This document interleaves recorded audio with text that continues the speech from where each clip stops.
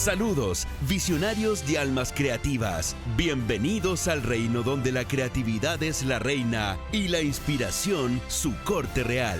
Este es Dios salve la publicidad, el podcast de La Azotea que te invita a un banquete de ideas donde el arte, la moda, la tecnología, el marketing y el cine se fusionan en una sinfonía de innovación y estilo. Bienvenidos todos a Hola. Dios salve a la publicidad. Nuevo episodio y tenemos otro gran personaje invitado. Yo diría que es una de las figuritas del álbum que no puede faltar en la industria de la publicidad. Don Octavio Amaro. ¿Cómo andas, Octo? Hola. Bien. Qué buena la introducción. Me encantó. Excelente. Estoy ahí como las figuritas del álbum. ¿Viste? No, y la música, y Dios salva a la reina y todo está. ¿Viste? Dios salve a la publicidad. Pero es como los Sex Pistols, ¿no? Más que nada. En algún minuto íbamos a tener una carátula muy parecida a esa, pero no, era demasiado punk y dijimos, podemos tener problemas de derecho. ¿Cómo andas, Marov? ¿Todo bien, Gonza, Octavio? Hola, Maru, ¿cómo estás? Bien. Gracias por la invitación. Octo, no, bueno, para los que no saben, siempre digo para los que no saben, ¿viste? Pero para los que no saben, Octo es un partner de La Azotea, un muy buen, gran amigo personal y para mí el mejor director de cine publicitario que hay en este país. Un aplauso. Gracias. ¡Aplauso! Me honran con su Así descripción. que es un placer que te puedas sentar en este podcast que hacemos con mucho cariño y vamos derecho a los bofes, Octo. Dale. ¿En qué estás hoy? Hoy estoy en varias cosas, filmando como director en varios países alrededor de Latinoamérica, a veces también en Estados Unidos.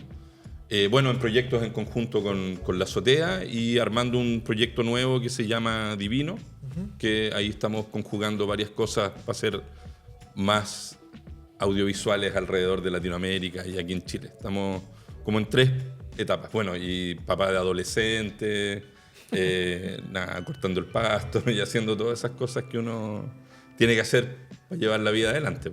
Así es. Pero bien, dentro de todo bien, han sido un par de... Después de la pandemia, bueno, como todos sabemos, el mundo se paró y creo que el retome después de la pandemia hubo como un rebote rápido y después como que la industria en general, tanto la creativa como la audiovisual que funciona con publicidad, se estancó y yo te diría que recién ahora está empezando a remontar un poco y espero que eso se sostenga. No solo en Chile, yo diría a nivel latinoamericano en general. Sí, porque lo que yo sé mucho es que vos estás yendo mucho a Centroamérica, que al parecer es muy activo audiovisualmente lo que está pasando versus el resto del cono sur.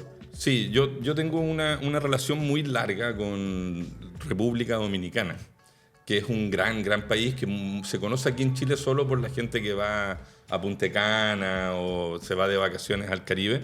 Pero Santo Domingo, que es la capital de República Dominicana, es un polo de desarrollo muy importante en Centroamérica.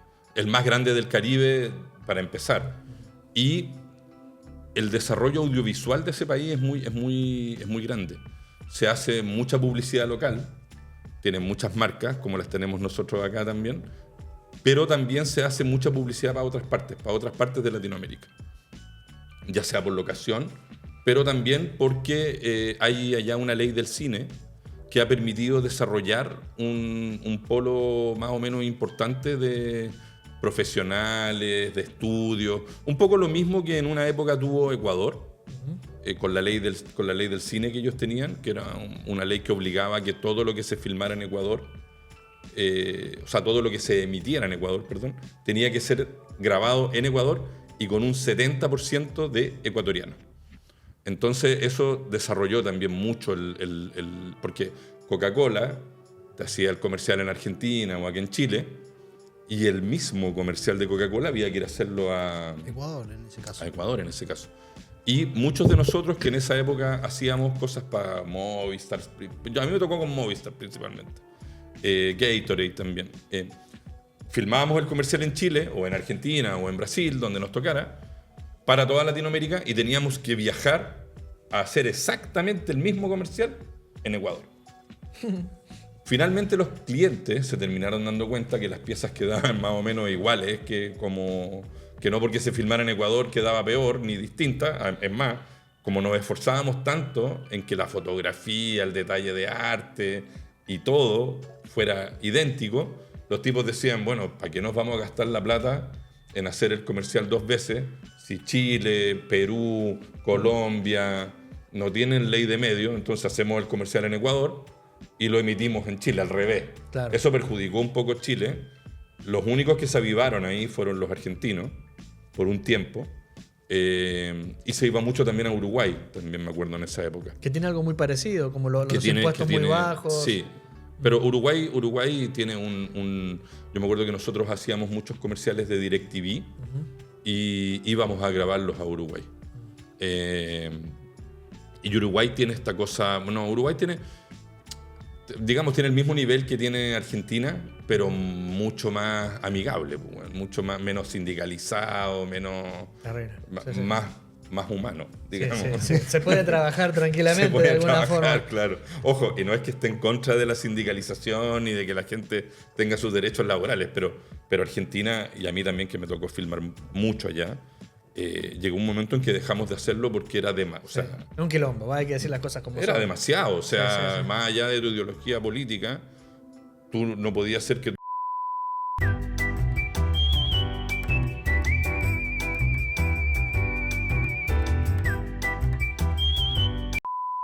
Bueno, tuvimos un corte de luz y bueno. Nos pusimos a hablar de sindicatos y nos boicotearon. No, pero gracias al Sindicato de la Luz por volver. Claro, y por generar nuestra primera tanda publicitaria, corte general. Un aplauso. Un aplauso. Oye, igual quiero hacer un disclaimer, amigos del sindicato, yo soy a favor de ustedes, no tengo ningún problema con eso, solo estaba contando una experiencia trasandina que no tiene nada que ver con la experiencia chilena. Bueno, para terminar esa anécdota, básicamente Argentina, lo que pasó en esa época es que la gente dejó de ir a filmar ahí. Incluso muchos de los service, que es otro gran negocio que mueve el mercado audiovisual, que son creatividades extranjeras que vienen a otros países, ya sea porque allá es invierno y acá es verano, o porque acá hay nieve y allá no, o porque acá es más barato filmar que en otros países. Ese mercado lo controlaba mucho Argentina. Y la verdad que en los últimos 10, 15 años Chile es una gran competencia, sobre todo en el mercado de automotriz. Vienen muchas marcas muy importantes, que ha venido a filmar Lamborghini, pero las más comunes, Toyota, Mercedes, Kia, filman mucho en Chile, porque bueno, hay buenas carreteras y la ciudad hay buenos fondos y tú te puedes ir de la cordillera al mar, como decía el poeta, en 2 horas. Entonces, eso. Pero bueno, no, dale. No, que en el tema de nosotros tenés razón, porque tenés todos los escenarios sabidos por haber, elegí el que quieras, si querés montaña vas, querés hielo vas. Exacto, es muy diverso. Claro, es muy diverso, y es muy fácil el traslado. es que está todo en la carretera austral, ruta 5. Están buenas las carreteras. Sí. Están buenas las carreteras. Caras, entonces, pero buenas. Un rodaje puede ser un día en la nieve. Sí. Te terminas el rodaje el día en la nieve. Durante ese mismo día te trasladas y al otro día estás filmando en el mar.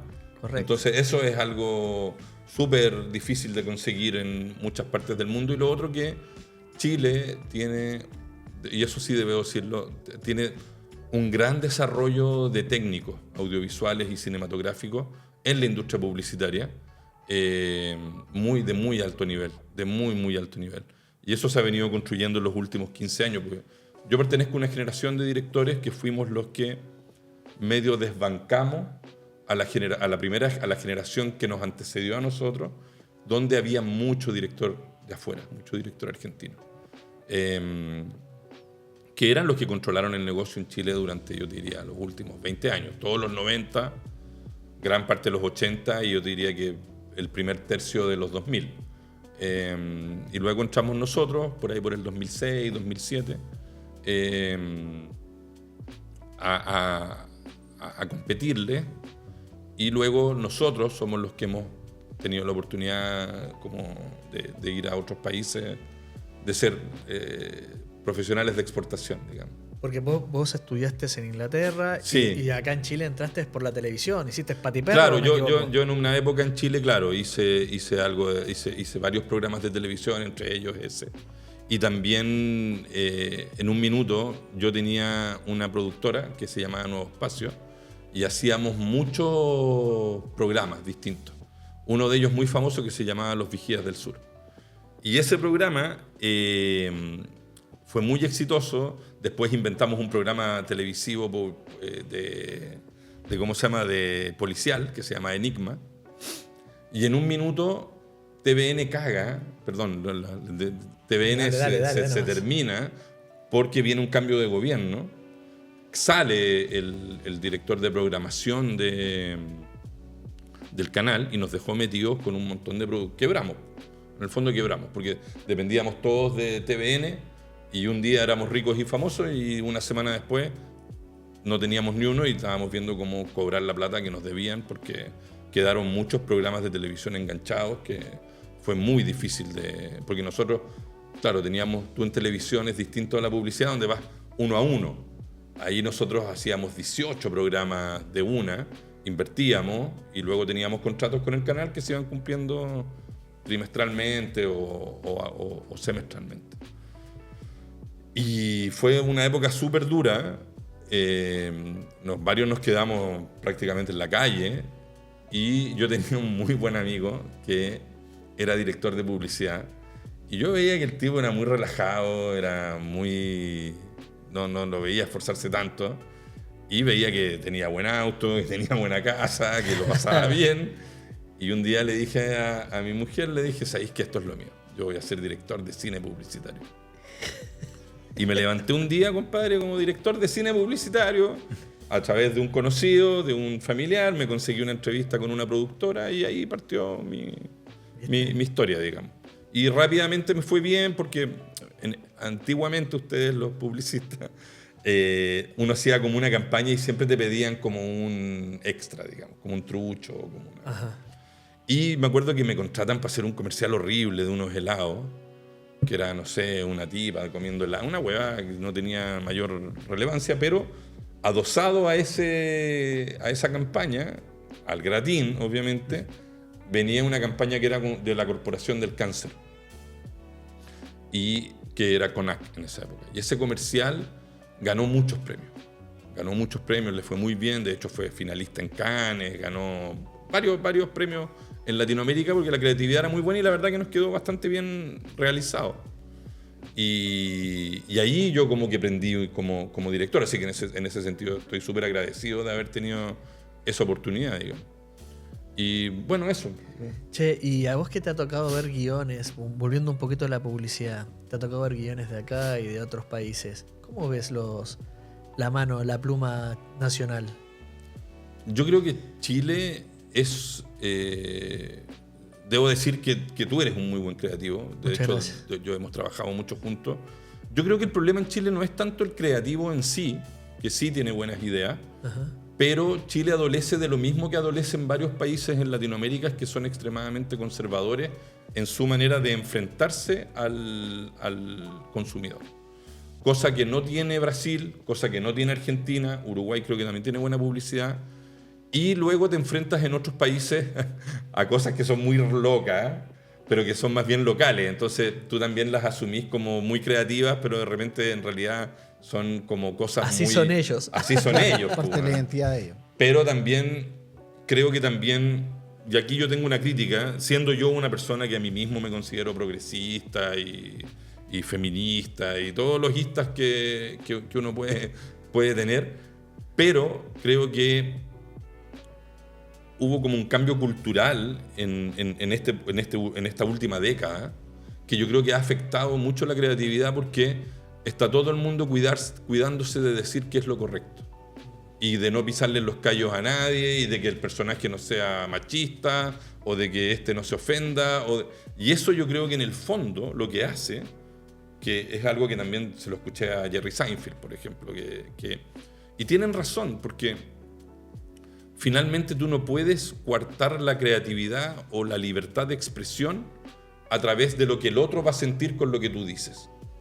O sea, están todo el tiempo cuidándose de qué es lo que tú vas a sentir con lo que yo diga. Y eso no es responsabilidad del que lo está diciendo. El que lo está diciendo y el interlocutor, bueno, lo interpretará de distintas maneras y no todos lo van a interpretar igual. Pero creo que la creatividad ha fallado, no porque son poco creativos. Ahora, yo tengo otra crítica también a la generación más nueva, que siento que es una generación que lee poco y ve mucho. Entonces imagina menos de lo que debería imaginar, porque la imaginación, como yo la aprendí, yo me considero un tipo bien imaginativo. Soy bien soñador en ese sentido. Pero debo agradecerle eso a la lectura, Bien. la verdad. Entonces, yo cada vez que me toca dar una charla o una entrevista o algo y me toca relacionarme con... Yo siempre les digo, viejo, tú no te vas a imaginar nada viendo YouTube. Correcto. No se te va a ocurrir nada nuevo viendo YouTube, a lo más se te va a ocurrir una hueva que viste y que dijiste, oye, que está creativo esto, lo podría hacer. Pero lo que vas a hacer es que lo vas a copiar o vas a emularlo. Es algo que ya está formado, está hecho, es la forma todo y lo estás La emulando. lectura, lo que te permite cognitivamente, es tú transformar esa imagen de lectura en una situación real o interpretable. Y creo que ahí siento que volviendo al punto de cómo veo la publicidad o la creatividad, que no es un tema solo de Chile, yo diría que es generacional. Y es que la gente lee poco. Antiguamente el creativo era un tipo súper culto, en general. No era... Yo creo que hoy día se come mucho la cabeza con TikTok, que está bien, pero para hacer un buen TikTok, no vas a hacer un buen TikTok copiando el TikTok que ya se hizo. Invéntate un buen TikTok, pero ese TikTok no se te va a ocurrir si no leíste algo, si no leíste un artículo, si no te leíste un libro, o sea, hay demasiado. Creo que hoy día la sociedad adolece de falta de lectura. Pero ahí también tengo un punto que lo hemos hablado anteriormente, que es la nostalgia. Por eso tendrá más fuerza tener nostalgia, porque la gente, los creativos de ahora, estamos estancados y estamos durmiendo sobre esta nueva creatividad y estamos demasiado pasivos. Entonces, si uno recuerda a Blockbuster, lo va a recordar con mucha mayor ansia y va a tener momentos y se va a lograr imaginar cosas, porque una, que vivió esa experiencia, y la otra es que la nostalgia también es más subjetiva. Entonces, ahí está el punto que tú dices. Nosotros estamos leyendo muy poco y solamente estamos viendo o copiando ideas. Pero, claro, perdón, ¿a qué te referís con la nostalgia? Porque me perdí entre la nostalgia y el tema. No, es que quería hacer el match de cómo estamos nosotros como los creativos de ahora. Sí. Entonces, el punto es que si nosotros estamos leyendo poco, porque yo también hago esa autocrítica, y solamente estamos mirando referencias o mirando videos, y no estamos leyendo y no estamos fortaleciendo nuestra imaginación, y recordamos cosas antiguas, claro, y ahí sale el match con la nostalgia. Con las cosas nostálgicas, como las marcas nostálgicas y todo eso. Está bien. De hecho me hiciste recordar a algo que no tiene que ver directamente con la publicidad, pero sí está muy relacionado con lo que hablabas, que fue lo que le pasó a Disney. ¿No? Disney de repente empezó a hacer las películas de los clásicos de siempre, hasta Star Wars o Marvel, lo que sea, y lo empezó a hacer súper progre y empezó a bajar las ventas, sí, claro, porque la esencia de la idea original no tenía nada que ver no con tenía eso. nada que ver, ¿me entendés? Y bueno, y ahora hace un año despidieron a la persona que había tomado esa decisión y están volviendo a la senda justamente porque entendieron lo que tú explicás, que es la persona que está escuchando se tiene que hacer cargo del problema que tiene y no el creativo. No el emitor, el emisor, el digamos. emisor de esto, exactamente. Y creo que ahí hay un error que yo creo que se ha cometido en general socialmente hablando, que hemos validado invalidar a otro.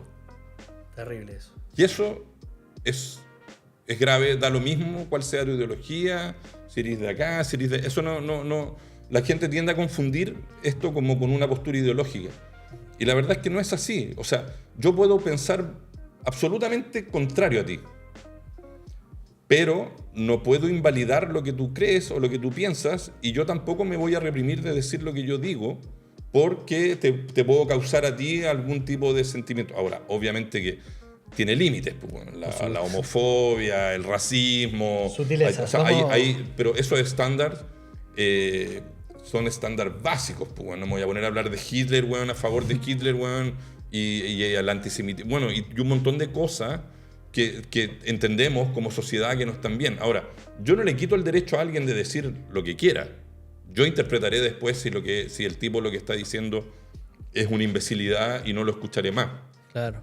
Pero no lo puedo invalidar, ¿cachai? Entonces, yo creo que ahí la sociedad, y ahí es donde va de nuevo la creatividad y todo lo que estamos conformando, tiene que ver con el hecho de que las personas hoy día se autolimitan demasiado en qué son sus capacidades, y eso tiene que ver un poco con una falta fuerte de conocimiento en términos de lo que es, para mí, la lectura. O sea, yo creo que lo único bueno que aprendiste en el colegio, o que te enseñó tu madre, o lo que sea, es a leer, compadre. Todo lo demás es accesorio. Todo lo demás es accesorio. Cualquier otra cosa que puedas haber aprendido en tu vida es accesorio, subjetivo, es esto, es lo otro. Lo único realmente relevante del aprendizaje de cualquiera de nosotros es que aprendiste a leer. Claro. Aprendiste a identificar y aprendiste a imaginar a través de la lectura. Y eso yo creo que se perdió. Se perdió porque la gente hoy día ni siquiera escribe. No, o sea, y lo hablábamos en un episodio anterior, que ahora con el famoso chat ya ni siquiera tenés que escribir. O sea, viejo, cuando sale la gente y dice, ok, esto no es político lo que voy a decir, pero me da risa, digamos. O sea, aparece el tipo este que está en Argentina de presidente y dice, voy a convertir a Argentina en un polo de desarrollo de IA. El cuarto polo de ¿Qué desarrollo chucha mundial. es eso, loco, weón? Si el IA, compadre, son 4 hindúes, weón, en un estacionamiento, loco. Con máquinas, weón, que hacen interpretaciones logarítmicas de lo que la gente ve. Eso no es iniciar un polo de desarrollo de nada. Si al final, yo creo que lo que la IA es yo creo que tiene dos caras. Por una cara, claro, es positiva en términos de que te puede facilitar ciertas herramientas de interpretación, pero por otro lado también, ¿viste la película esta de ¿cómo se llama? La del robotito este que se va... Will Smith. No, El hombre bicentenario. No. La del robotito que comprimía basura. Wall-E. Yo siento a veces que Wall-E es un poco una interpretación de lo que el mundo va a llegar a ser en un minuto. O sea, puros gordos, weón, en unas naves, weón, totalmente imbuidos, weón, en su propio mundo. Estamos bien encaminados. Sí, vamos bien encaminados. Comiendo comida chatarra y sin la capacidad de autocrítica o de autopensar o de autocuestionarse las cosas. Entonces, la evolución humana, y aquí nos metemos en otro rollo y aquí termino, pero ¿qué tiene que ver? La evolución humana en los últimos 200 años ha sido, yo creo que ha ido mucho más en descenso que en ascenso, porque tú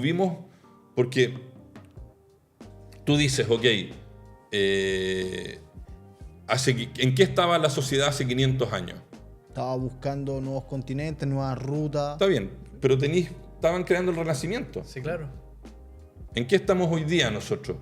Creando la inteligencia artificial. Creando inteligencia artificial. O sea, en el fondo nos estamos autoanulando como Exacto. personas. ¿Cachai? Sí. Y ahí yo creo que hay un tema que es más profundo. Pero Sí. bueno, esto puede dar para otro podcast. Dos análisis rápidos de lo que estabas diciendo. Primero, que irónico, trágico que lo diga un argentino, que es el país de las lecturas y las plumas quizás más importantes Exacto. de Sudamérica estos últimos 30 años, ¿no? Que diga, vamos a dejar de escribir, vamos a dejar de pensar, vamos a dejar de escribir un libro de alguna forma porque la inteligencia artificial lo va a hacer. Es como decir, claro, hagamos una industria de tontos. O sea, convirtámonos en tontos. Sí. Y promovámoslo. Y lo otro, lo que dijo Elon Musk hace 2 días, que le tiró como en un foro a muchos líderes en el mundo que vayamos pensando en la asignación mensual de presupuesto para las personas. Sí. Porque pronto no vamos a tener que hacer, que trabajar. Entonces todos vamos a tener que recibir sueldo de algún lado. El salario universal. El salario se habla, universal, sí, eso es todo un tema. Sí. Eso es todo un tema porque hay muchas cosas que la gente va a dejar de hacer. Exacto. Y no podéis tener, weón, millones de gente muriéndose de hambre en la calle, digamos. O sea, no. Y además también, claro, lo que plantea Musk, yo con Musk tengo una relación de amor-odio, digamos. No le prendo todas las velas, pero sí lo encuentro un tipo brillante en muchas de las cosas que ha hecho. Sobre todo en lo que ha hecho con la carrera espacial, que es una cosa que a mí me encanta. Pero sí creo que tiene razón en lo que está diciendo. O sea, el mundo se va encaminando hacia donde el único bien que teníamos, que es nuestro cerebro, quizás ya no va a ser un bien tan preciado. Pues, bueno. Entonces, ahí es donde sí, da un poco de susto, ¿cachai? Y a mí yo tengo el privilegio de viajar mucho y de haber viajado mucho en mi vida. Y los seres humanos no somos tan diferentes, compadre. O sea, yo trabajo con hindúes, con rusos, loco, con japoneses, con chinos. Y fíjate que si bien culturalmente podemos tener divergencias, a lo mejor en términos de cómo yo interpreto una relación de amor o cómo le voy a pedir la mano a una pareja, pero en nuestros sentimientos más profundos somos bien parecidos, digamos. Bueno, en nuestras reuniones con China, por ejemplo, claro. El señor chino se ríe de los mismos chistes de nosotros. Exacto. O sea, en nuestra conversación nos reímos de las mismas cosas. No es que el tipo nos mira con cara de ser extraño de qué estás hablando, ¿no? En realidad no estamos tan lejos. No. Y ahí es donde yo creo que volviendo a la publicidad, que es lo que convoca este podcast, creo que falta en la publicidad un poquito más de honestidad, más brutal en términos de no prejuiciarse tanto antes de desarrollar ideas, de desarrollar creatividades, de desarrollar conceptos, o bueno, todas esas palabras que a veces se prostituyen un poco, pero que son las palabras que tiene el mercado. Y creo que ahí es donde da tu respuesta, ahí es donde está la limitación, creo yo, de por qué no tenemos mejores ideas o mejores cosas que mostrar. Y nos quedamos muchas veces simplemente como en la ejecución funcional de las cosas. Y no apelamos. Para mí la publicidad es emoción. Para mí la mejor publicidad es la que emociona. Es la que te hace reír, la que te hace llorar. La que genera algo. Esa para mí es la que se acuerda a mi vieja, la que me acuerdo yo, compadre, y que me voy a acordar cuando voy al supermercado. Ah, puta, el T-Club. Ya, oye, el viejito que me hacía llorar, o los tallarines Luchetti, que era de la señora. Yo me voy a acordar de eso, ¿cachai? Y creo que ahí es donde ha fallado un poco como que se tiende como a complejizar demasiado todo. Mucho focus group, mucha vaina, loco. Estaba pensando eso, como que la base de la creatividad, la mamá de la creatividad es ser disruptiva. Absolutamente. No, la creatividad está hecha para resolver un problema desde un punto de vista distinto.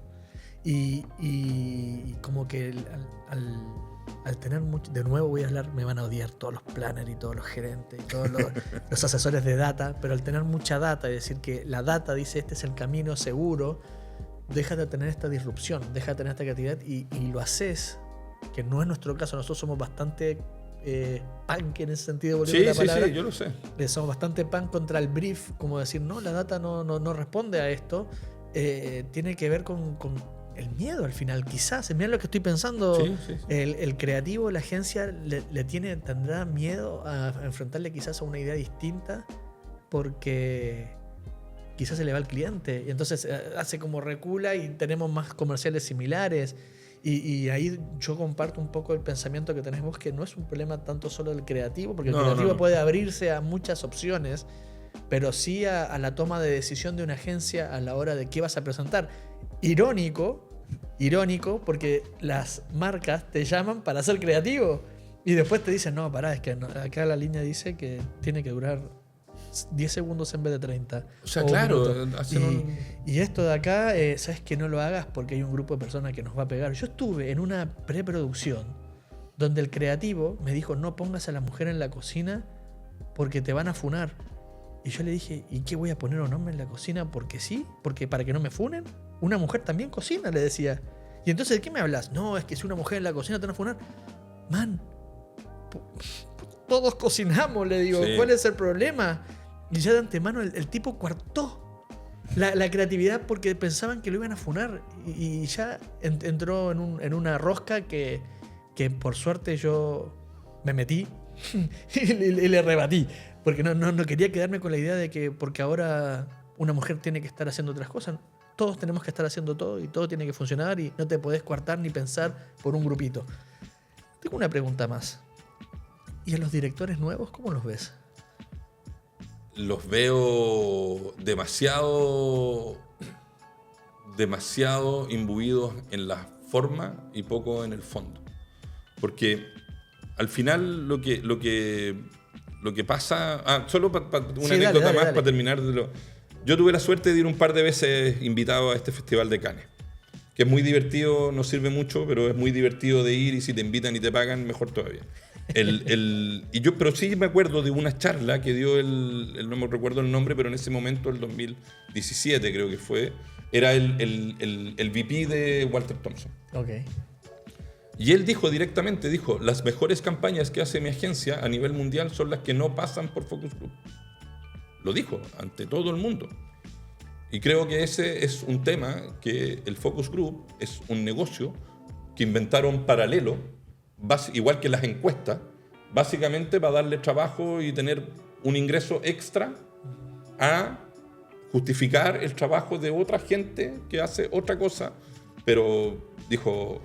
O sea, yo lo digo abiertamente, lo mejor que yo he hecho en esta agencia, lo que más premio ha ganado, ni siquiera lo que más premio ha ganado, dijo, porque eso es secundario. Los productos que más han vendido son los que han salido de la guata de la gente, no de los que han pasado por esas señoras que comen galletas y te dicen cualquier cosa. ¿Qué pasa? Lo mismo con las encuestas, nos hemos vuelto una sociedad que cree que la encuesta es la respuesta a todo, y en Chile... Aquí la gente es adicta a las encuestas. Pues, bueno. Bueno, por supuesto. Aquí en Chile están todas las semanas esperando a ver qué dice la Academ, qué dice esto, y salen encuestas todos los días. Eso no pasa en todos lados, pasa aquí. Pero lo que tú me preguntabas recién era sobre los directores. ¿Cómo ves a los directores nuevos? Mira, yo creo que los directores nuevos son chicos muy talentosos que se formaron en el digital. Los que tenemos 45 plus nos formamos en el cine nosotros. Yo tuve la oportunidad de los primeros 5 o 6 años de mi carrera filmar solo con 35 milímetros, que no es una cosa solo de decir yo filmé con 30, no, era una manera de afrontar el trabajo distinta porque grabar en una cinta era muy caro. Claro. Era muy caro, entonces una lata de cinta entre grabarla, filmarla y revelarla costaba $1,5 millones de pesos. Entonces cada lata que yo me gastaba era $1,5 millones de pesos. Entonces el productor me decía, gástate pocas latas, pues, bueno. Obvio, claro, sí, porque quiero ganar plata. Entonces eso te obligaba a ti a pensar muy bien lo que ibas a grabar, lo que ibas a registrar. Entonces había un proceso cognitivo, psicológico de meterte mucho en el guión, entender muy bien cuál era la escena que ibas a hacer, cuál era el acting que ibas a tener, ensayar mucho más. Y era un craft mucho más especializado.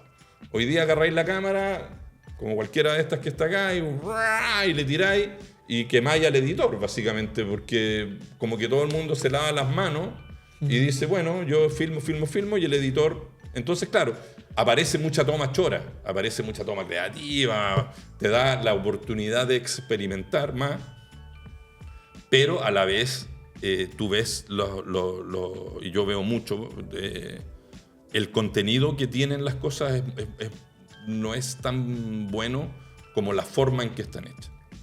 Y yo soy una persona que cree mucho más en el contenido que en la forma. Creo que la forma, a la larga, tú la puedes conseguir de distintas maneras. Podéis contratar un súper buen director de fotografía, podéis contratar un muy buen editor, podéis hacer muchas cosas, pero si no tienes el contenido, digamos, Si no te enfrentas a eso de manera más profesional, al final tu trabajo se vuelve muy parejo y es cosa, tú ves hoy día muchas marcas que trabajan básicamente en base a la forma nomás, por ejemplo, los retailers de moda, por decirlo.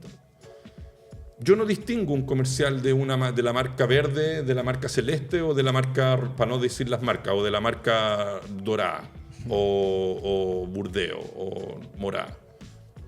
Es todo lo mismo, loco. Es todo lo mismo, es todo el mismo efecto, el mismo encuadre, la misma mina mirando con cara caliente a la cámara. Es todo lo mismo. Entonces, ¿cuál es el concepto que hay detrás de esa cuestión? Entonces ahí creo que nosotros antiguamente, bueno, todavía, yo por suerte soy una persona súper activa y me toca competir muchas veces con esto, pero uno siempre le aporta un tema que uno también cuestiona el guión. Uno dice, mira, este guión que tú me pasaste está bueno, pero sabéis que acá y acá podemos darle esta... Por ejemplo, ahora estoy con un proyecto de Adidas muy interesante, para filmar ahora pronto, en otro país. Y le estamos dando una vuelta que tiene que ver con una cosa de cómo salir de la forma, digamos. Cómo salir de la forma. Yo creo que ahí, de hecho, a veces me dan ganas de escribir un artículo, un libro, algo, en nuestro medio, cómo salir de la forma. Porque una vez que tú sales de la forma, del cómo se ve, y te metes en el qué se ve, creo que trasciendes y puedes lograr más cosas. Por ejemplo, en Chile creo que hay un muy buen desarrollo gráfico, por ejemplo. En gráfica Chile sí tiene estos tipos diseñadores que sí van más allá de la forma. Y tú ves gráfica chilena muy buena, muy bien interpretada, muy bien realizada y con muy buen pensamiento analógico de desarrollo. No así tanto en el audiovisual, ¿cachai? En el audiovisual. Yo no sé si los clientes creerán que hacer gráfica es más barato y les dan más libertad y les importa menos. Y del audiovisual se preocupan más porque les sale un poco más caro. Y ahí se meten más. Pero yo, por ejemplo, Chile tiene una tradición gráfica impecable. Sí, muy rica, sí, muy buena. Muy de hecho, buena. Creo que es donde hay más premios es en la parte gráfica que en la audiovisual. De hecho, me hiciste recordar que en la experiencia que hemos tenido con muchas devoluciones, vos sos uno de los pocos directores que profundizan el fondo del guión. Sí. Pero además de la forma, que está bien, que sí, pero vos haces eso, pero no tanto en las otras devoluciones pasa que se quedan pegados en la referencia. Claro. Y en la forma, y lo que quieren filmar, pero se olvidan de que lo que quieren filmar tiene un trasfondo, es más allá del ego de uno, me imagino yo, que como director, que quiero esta toma y quiero hacer esto, sino que va a favor de lo que la industria necesita o que el creativo pensó o la agencia está buscando para ese cliente. Y con pocas excepciones, quizás de una mano, vos y un par de directores más profundizan sobre la idea. Y otra cosa, paréntesis a esto, respetan la idea creativa. Porque me da la sensación que muchos directores jóvenes se saquen la idea del creativo, pasan por arriba la idea del creativo por la ansiedad de filmar, pero se olvidan a ratos de que esta pieza ya fue vendida. Claro, lo que pasa es que les baja la ansiedad, que probablemente tienen un portafolio pequeño, entonces ven en cada cosa ese hambre de agarrar cualquier guión y convertirlo en lo que ellos quieren. Pero se olvidan que es publicidad, que ya está comprado. Entonces, claro, los directores que tenemos un portafolio, no sé, de 500 piezas para atrás, no tenéis esa ansiedad. Sí. Entonces, ¿cuál es tu ansiedad? A veces la ansiedad y la responsabilidad van como de la mano. Es cómo tú cumples con la idea y detrás de la idea, porque cuando el guión me llega a mí, sí, y lo hemos vivido, porque yo también estaba al otro lado, es porque hay 6, 7, un año de proceso para que a mí me llegue esa cuestión para filmarla. O sea, ustedes se sacaron la cresta durante un año con un cliente, fueron y vinieron, presentaron, volvieron a presentar, pam, hasta que llega el guión a mí para que yo te diga, oye, bueno, ¿sabéis que hagamos otra cosa?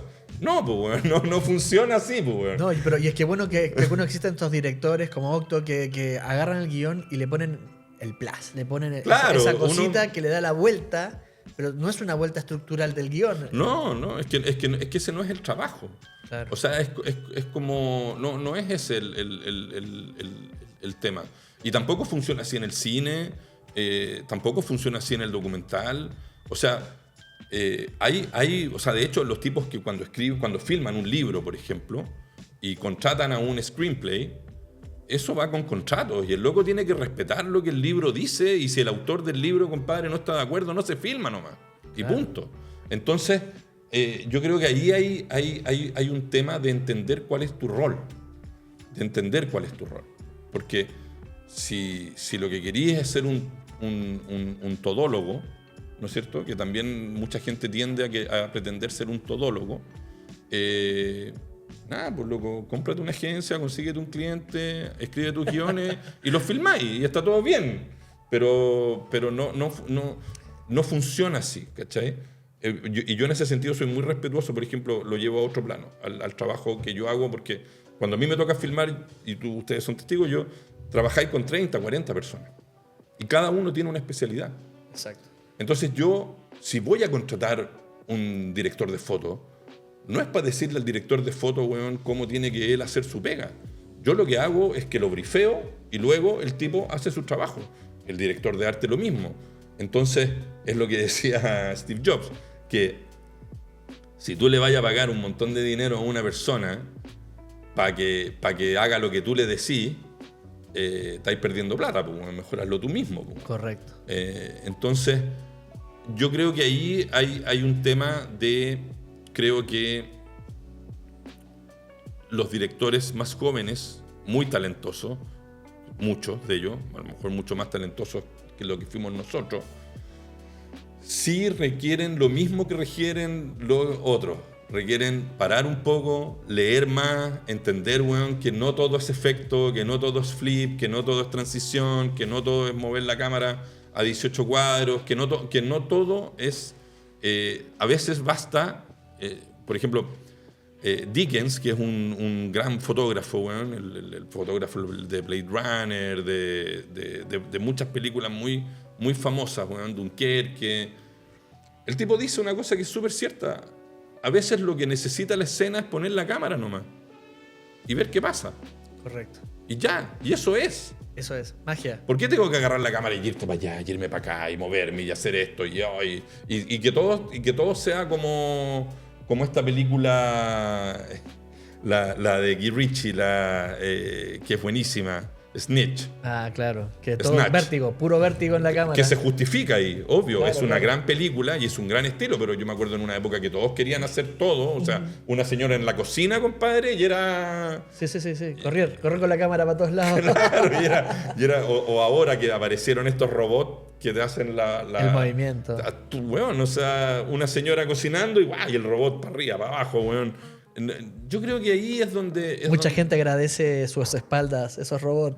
Sí, obvio, está bien. Pero yo creo que también uno tiene que entender, y ahí es donde está a lo mejor la responsabilidad de uno como director, es qué es lo que ese guión que tú me entregaste o esa idea requiere realmente. Por ejemplo, ahora acabo de filmar una cuestión de unas pastas en Dominicana.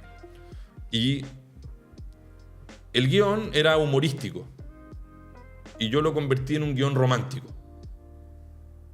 No cambié nada de la idea es absolutamente lo mismo. Pero al pasar de humor a romanticismo, ganó mucho la pieza. Porque primero la saqué del eje machista. Porque también era lo mismo, era una mujer que cocinaba, un compadre que llegaba, y la tipa le preparaba una pasta, que era el día especial. Entonces, cuando era como medio de humor, era medio machista. Al pasarlo al tema romántico, Claro. dejó de serlo y la pieza se potenció. Y eso te lo agradece. O sea, Eso que decís es brillante, porque en el fondo ahí está lo machista o lo feminista, porque es el tono comunicacional. Exacto. Que el director le ofrece a una pieza para que la idea tome una fuerza o un potencial distinto. Exacto. Entonces, ¿cuál fue mi aporte ahí? Mi aporte no fue cambiar la idea. Mi aporte fue decirles, viejo, si hacemos esto en un tono humorístico, va a quedar medio feo. Claro, y ahí Si lo hacemos en un tono romántico, la pieza cambia y queda como una cosa como como lo que cualquiera de nosotros viviría, ¿cachai? Entonces, yo creo que va por ahí un poco el tema. Pero yo también lo ligo ahora con toda la enseñanza que nos has comentado. Son los criterios, que lo hemos hablado en los capítulos anteriores. Entonces, el tema del criterio es súper importante, porque pasa a ser un pilar de nosotros como publicistas. Tenemos que reflejarlo, y lo que va a hacer cliente y dice, no, si mi manifiesto o mi propósito dice esto y después salen con otra cosa, es mejor tener un criterio y decir, no, mira, enfoquémonos en una buena creatividad que logre trascender y vamos para adelante, y no empezar a hacer lo mismo que hemos repetido.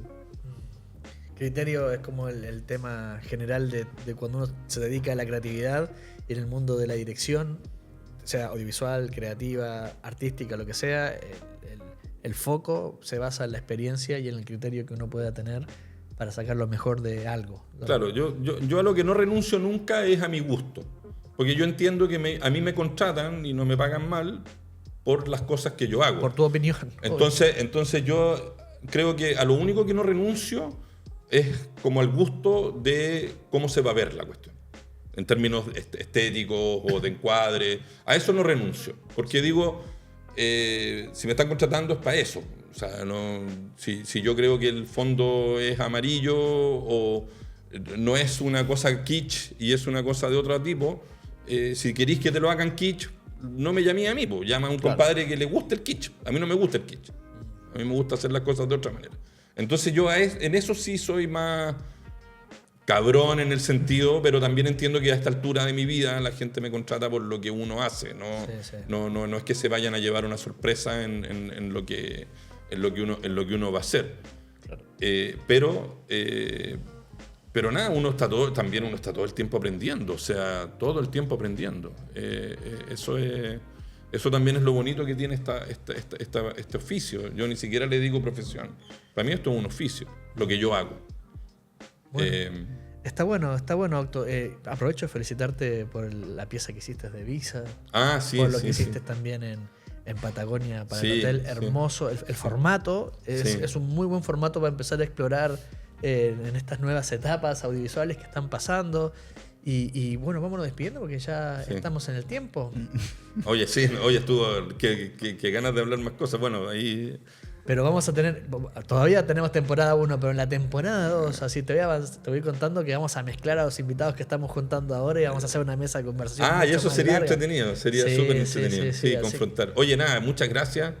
De nuevo, nada, pues mi admiración por ti, por todos los que trabajan contigo, por Raulito que está por allá, que es un grande Raulito.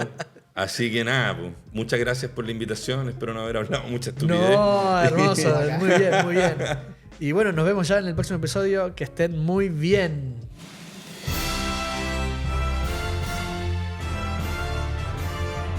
Nos despedimos de este episodio de Dios salve la publicidad, donde la creatividad reina y las ideas resplandecen.